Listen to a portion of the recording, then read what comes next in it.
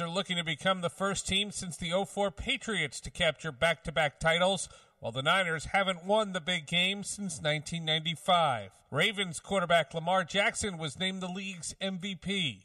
The Pro Football Hall of Fame revealed its class of 2024. It features former Colts pass rusher Dwight Freeney and former Bears kick returner Devin Hester.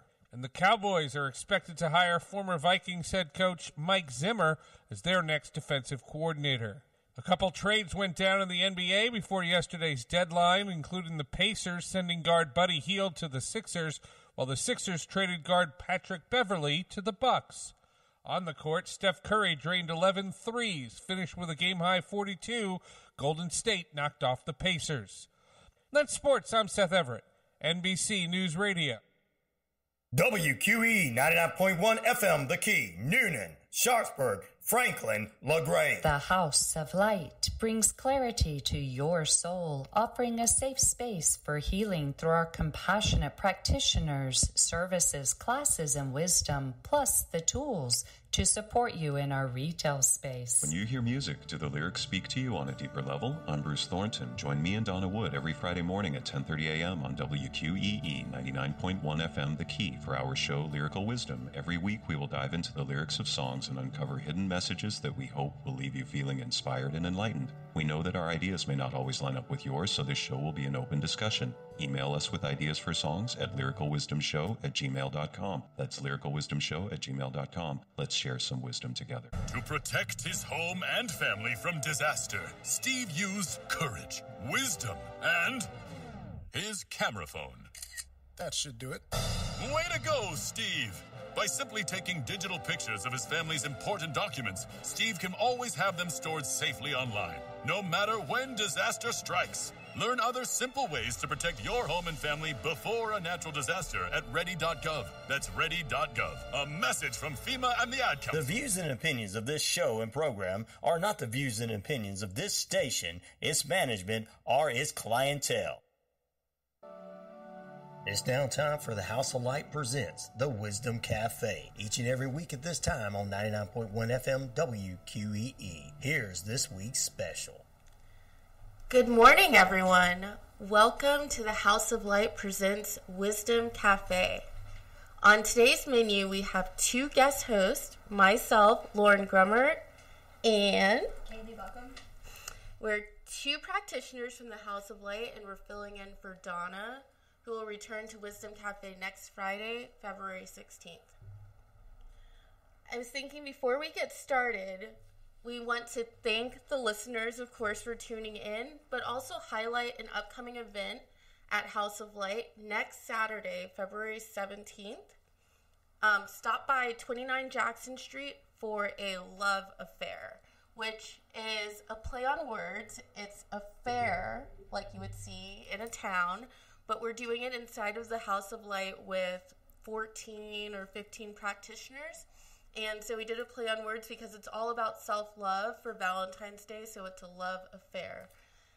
We have so many different modalities between our practitioners, so when you come in, you'll have brief sessions with each one just so that you can get a taste, well, as many as you want, so that you can get a taste of what we have to offer at the House of Light.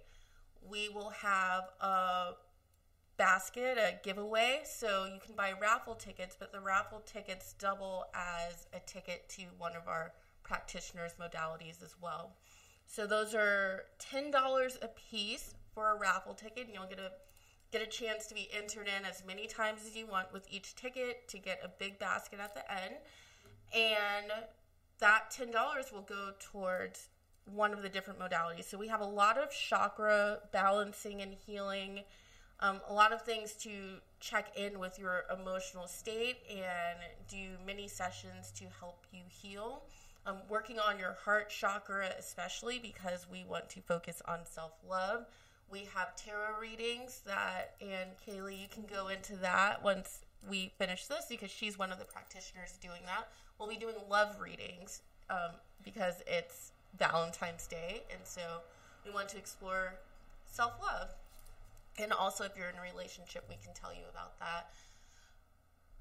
There's Also, a lot of talk about just quantum healing lately. I'm sure a lot of you have heard about just quantum entanglement, or if you tune into things like Gaia, like you hear about just quantum leaps and all that. So we have a few practitioners that can help you figure out how to use your mind to heal yourself as well. And so we said Kaylee, she's going to be doing tarot. I do a few different modalities as well, but the thing highlighted on the website is that I will be doing chakra imaging. And so, as similar to how I mentioned Gaia before, if you watch that, there's a machine called the BioWell machine that was featured on one of the episodes with Dr. Joe Dispenza. And you can put each of your fingers into the machine, and it will take a picture of basically your light. And this is the house of light, so we want you to shine bright. And so you'll get a picture of your alignment of your chakras, and I also provide binaural beats that get you back into alignment based on the data that you get from that chakra reading and that chakra image. So we have so many different things to offer. We hope to see you, but I'm going to turn this over to Kaylee because I am very curious, Miss Love Reader. What have you felt about love being in the air for 2024? What's the trend that you've been seeing? In one word already, transformative. I think this year is going to be a lot of growth for a lot of people. Already for me, that's been the case, but I think it's going to be quick, like a lot of forward momentum. I agree with that. So I guess I didn't talk about my other modalities. I do numerology as well. And this is the year 2024, which for me, I look at that and I say 2 plus 0 plus 2 plus 4 for 2024, which adds up to 8, which is the year of Saturn. A lot of people call it the year of abundance. I call it the year of abundance of lessons and rewards. I mean, so seriously, that's what I'm seeing. Yes, like people are going to have to learn their lessons in love, or they're going to keep seeing the same thing happening over and over again until they finally learn, right? That's what you're seeing. And I'm seeing people actually doing a 180, and they're really changing their ways. They're either going to decide, I'm gonna see this through and see the lessons, the beauty in it, of everything I'm going through, and not just the pain. And I really like that. I like that change, because before, a lot of people would just stay in the same cycles, especially last year when I was reading them. Yes, it's important to get off of the infinity loop, which is also the number 8. Yeah. Sometimes you have to say, I'm getting dizzy, and I don't know if my dizziness is making it seem like the paces are changing on this lesson, or it's just because I'm just very hard-headed and I can't get it through my thick skull that this is that there are different faces to these lessons because I just won't learn. And yeah, so hearing you say that they're choosing to get off of the loop is so beautiful. It's the awareness. There's a lot more awareness coming, because I think spiritual awakening in general has been amplified times 20 this year. You know, I think in 2020, when everything happened, that was a wave. There's been another, and then now it's really starting to integrate, I think, in this year. I definitely wholeheartedly agree. I didn't really think about 2020. I know last year you had to hear me all the time talk about 2023 adds up to 7. That's Neptune. That's spiritual awakenings, deep introspection, really tuning in with yourself. Well, let's talk about 2020. That's just 2 plus 2, which is 4. And 4, okay, that represents Uranus, and that's tilted on its side. Rings aren't going the normal way that you would expect them to go. And that is what 2020 felt like, just an upheaval. And things are going sideways. Completely. And so I think we went from that going sideways in 2020 to making our way to 2023, which was all about, okay, listen to your intuition, people. And I think now that we've made it through that year and we understand ourselves on such a deeper level. Oh, absolutely. This is prime time for us to say, I spot that lesson. I love that lesson. I appreciate you for delivering that lesson. But I don't have to stay if I don't want to. But if this is loving, then please give me more.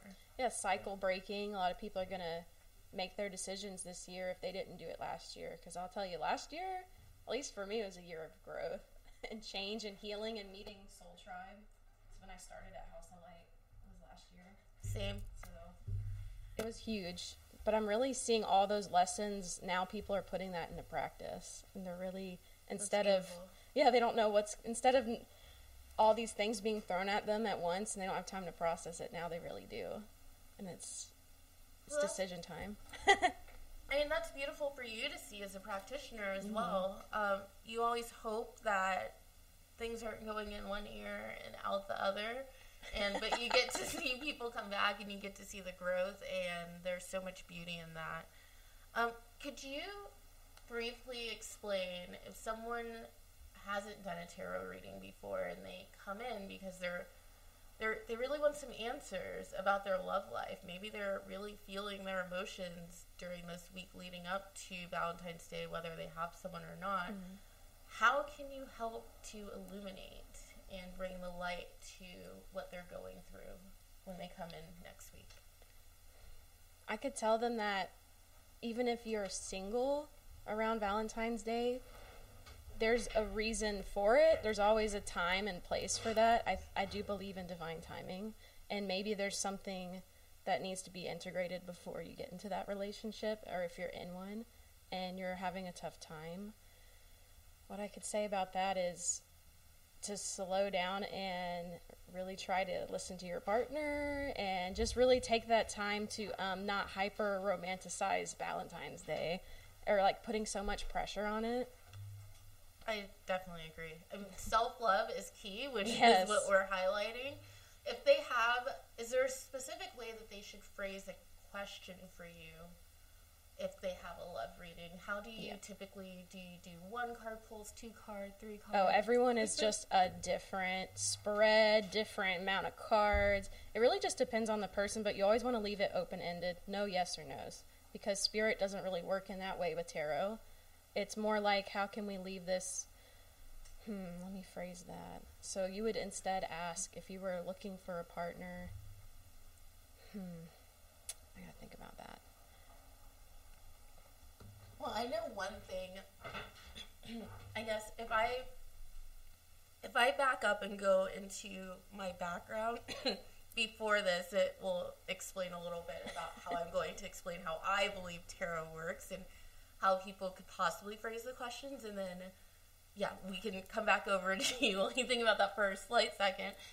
But like I said, I do numerology, but I come from being a statistician and doing data science and machine learning in the corporate world. And so all I do is statistical programming on how our brain works. But I'm doing it for companies. And so I love how you said spirit is the one that tells you which cards to pull. They're not trying to tell you yes or no. And the way that I believe spirit is able to do that, when I think about these algorithms, machine learning algorithms that I'm creating, there's either a classification problem, which would be kind of yes or no, but it's more also the probability of it ending up in yes or probability of it ending up in no. Or there's also a continuous problem where you're just trying to figure out a number. But you're able to basically train that algorithm on historical data, and then you're able to make that prediction of how likely is it to be yes or how likely is it to be no.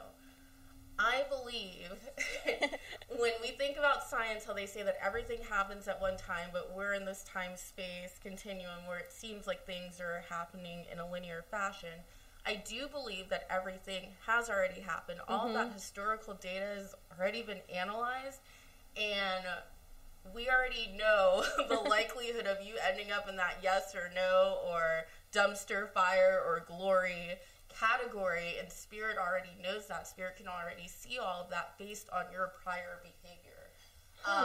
And so I believe when we're doing tarot, we're not answering these questions for you. It's truly Spirit who's already able to see your machine learning algorithm based on your past actions to deliver the cards that are going to say, this is what's going to happen in your life right now, madam, because this is how you're acting.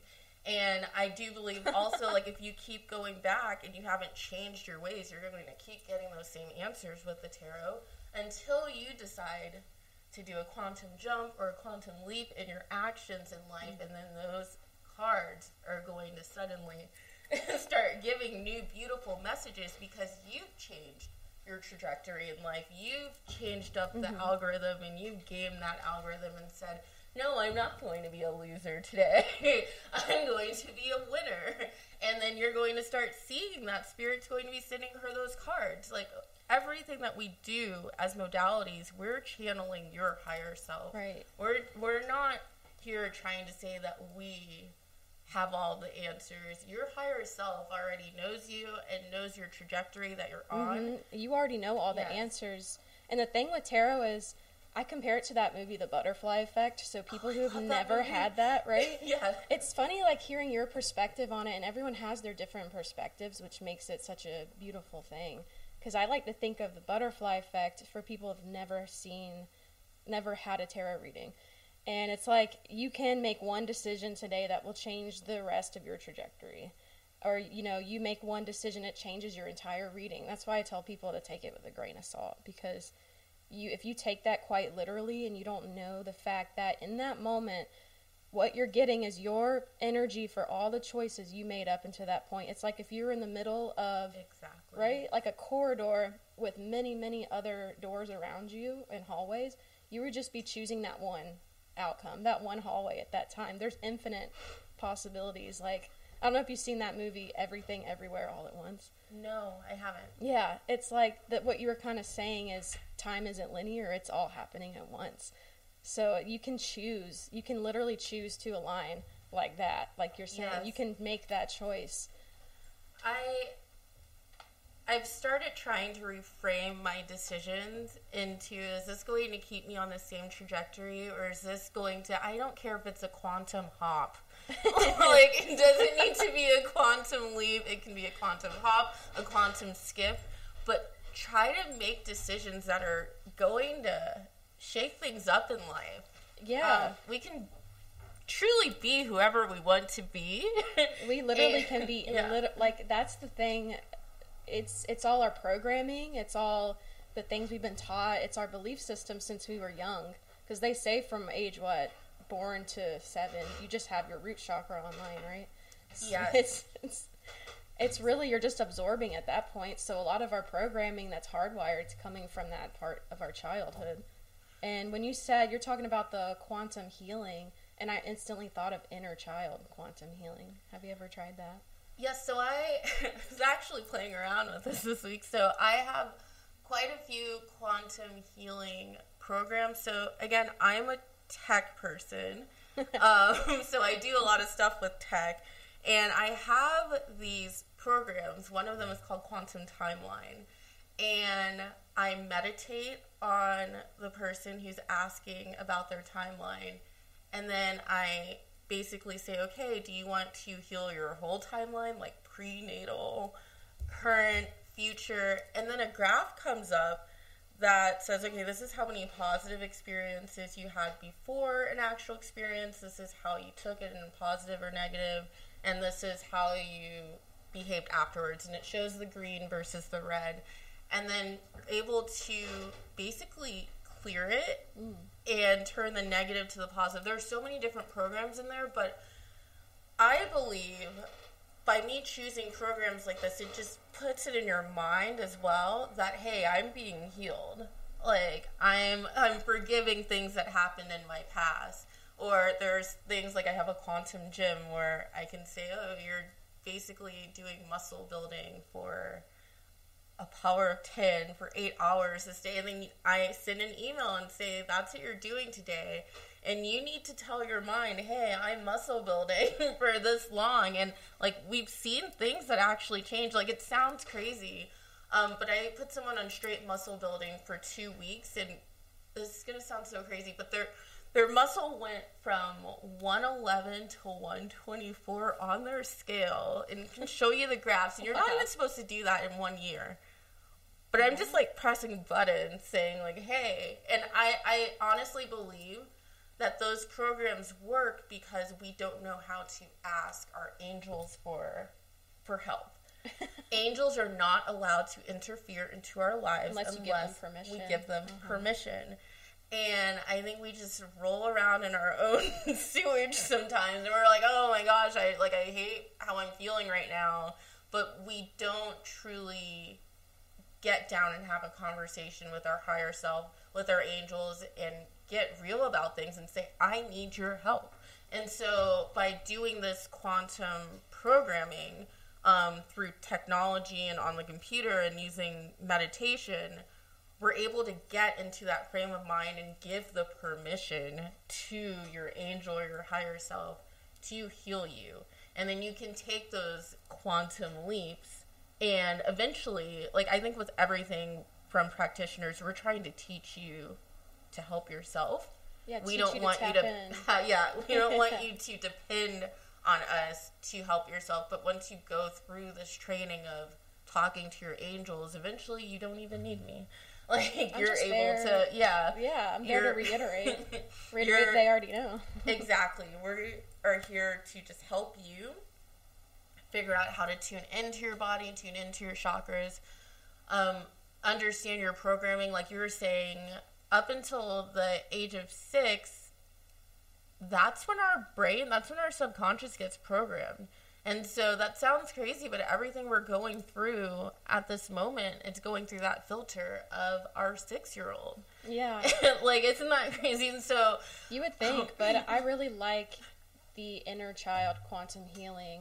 It's like a self-hypnosis I was doing, where you can literally go back in time and rewrite and ask her, like, what do you need? What do you need in this moment to make you okay, to make you on board with your manifestations, with what you want to create? Oh, that's beautiful. Yeah, it's quite amazing. Okay, I need to do that.